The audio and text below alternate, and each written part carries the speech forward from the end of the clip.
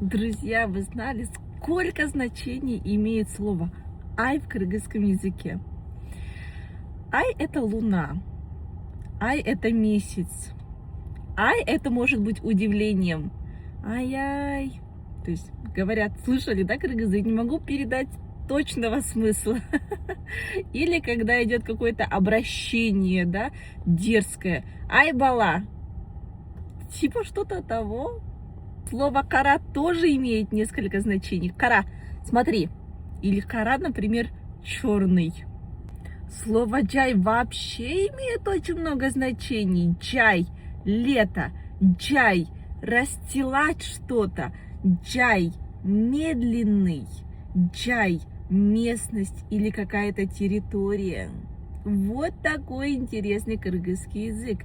Подписывайтесь, ставьте свои сердечки. Для меня это огромная поддержка. Ну и, конечно, мотивация продолжать дальше делать для вас полезные видео.